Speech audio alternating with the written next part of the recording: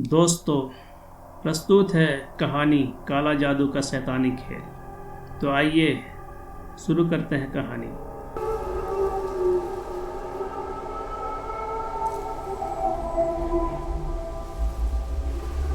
पीयूष जब 3 साल का था, उसकी मां की अचानक मौत हो गई थी। तब से उसके पिताजी शिव ने उसे बड़े लाड प्यार से पाला था। उसके प्यार में कभी कोई कमी ना रहे, इसलिए शिव ने कभी दूसरी शादी नहीं की।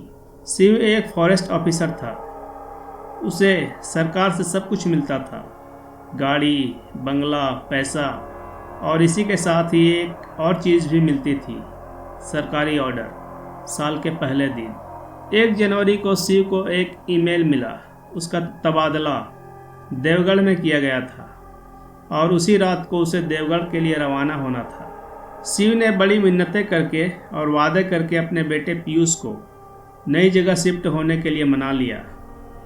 वह दोनों सुबह 10:30 बजे देवगढ़ पहुँचे।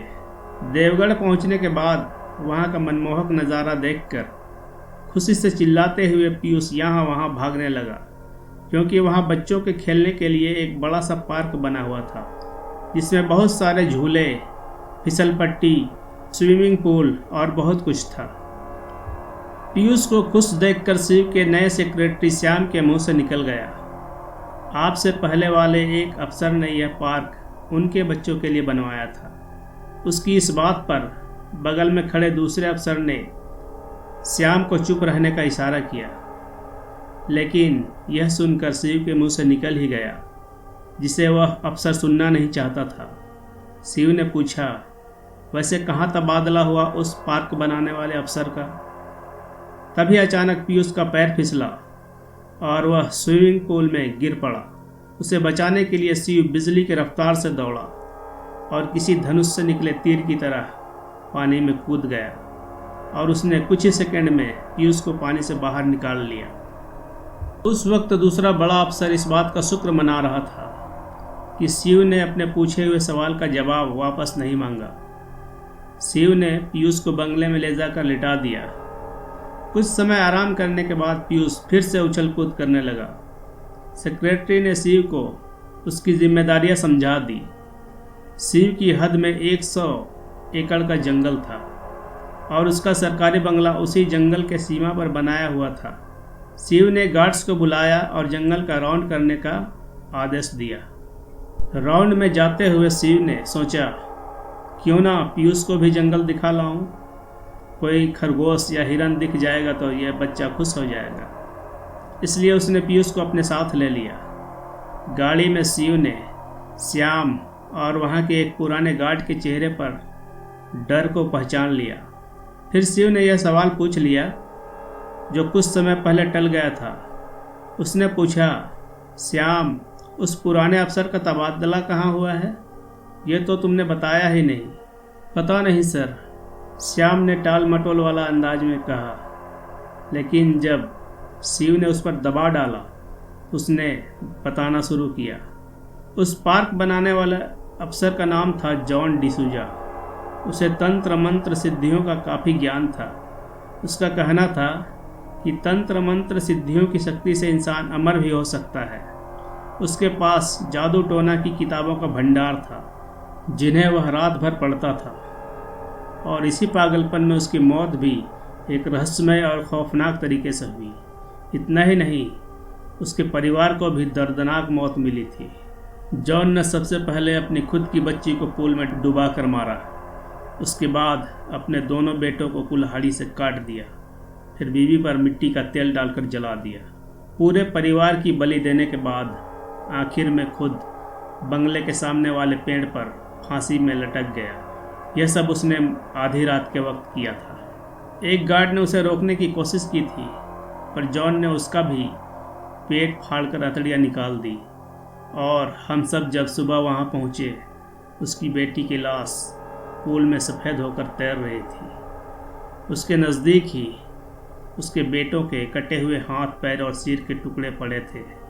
उसकी बीवी की जली हुई लाश आंगन में पड़ी थी और जॉन पेड़ पर लटक रहा था। बहुत ही डरावना नज़ारा था। बाद में उसके परिवार समेत सभी को सरकार ने जंगल के बीचों बीच तालाब के पास दफना दिया था। शिव ने पूछा, इतना सब हो गया, बंगले के बाकी नौकर चाकर क्या कर रहे थे? तब श्याम ने कहा, उसने यह सब कुछ योजनाबद्ध तरीके से किया था। जो एक गार्ड जिंदा बच गया था वह पागल हो गया और वह बार बार कहता है, वह आएगा, वह आएगा, अमावस्या की रात को आएगा, वह बलि लेगा, वह किसी न किसी की बलि जरूर लेगा।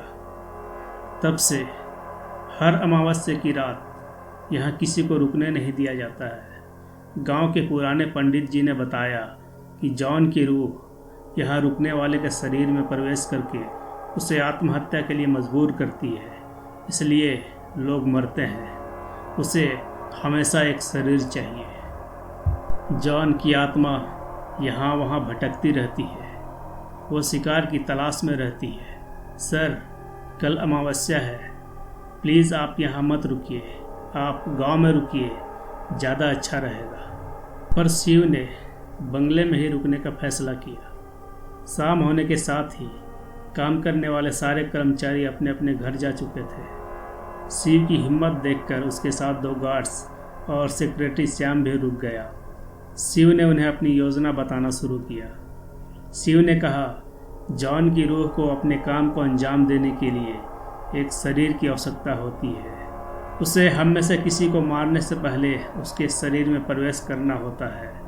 इसके बाद विस्तार से शिव ने उन सभी को अपनी योजना बतला दिया। रात आधी बीत चुकी थी। सब बंगले में जगे हुए थे। अभी तक कुछ नहीं हुआ था, लेकिन वातावरण भयानक होता जा रहा था।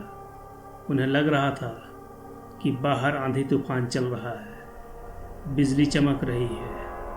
फिर कुछ देर के बाद सन्नाटा पसर गया। फिर अचानक एक आदमी के मुंह से चीख निकली। शिव ने देखा, एक गार्ड दूसरे गार्ड का गला दबा रहा है। शिव और सेक्रेटरी श्याम दोनों दौड़कर वहां पहुंचे और उस गार्ड को रस्सियों से कसकर बांध दिया और अपने कमर से पिस्तौल निकालकर हवा में फायर किया। यह सिग्नल था गांव के लोगों के लिए जो जंगल में उस जगह जमा थे जहां जॉन की कब्र थी। पंडित जी ने जॉन की कब्र को खुदवाया और उसके कंकाल को निकालकर उसमें आग लगा दी। गले में रस्सियों से बंधा हुआ गार्ड इस तरह मचल रहा था जैसे वह जिंदा जल रहा हो। वह चीख रहा था, चिल्ला रहा था, मचल रहा था, मत जलाओ, मत जलाओ, मत जलाओ, चिल्ला रहा था। कुछ समय बाद वह गार्ड बेहोश होकर गिर गया और शांति छा गई। बाद में शिव ने उन सभी को समझाया, काले जादू का एक रस्म है जिसमें जॉन उस कब्र में रहते हुए भी जिंदा था। यहाँ उसकी आत्मा सिर्फ अपनी भूख मिटाने आती थी, जो किसी मासूम की बलि लेकर ही मिटती थी।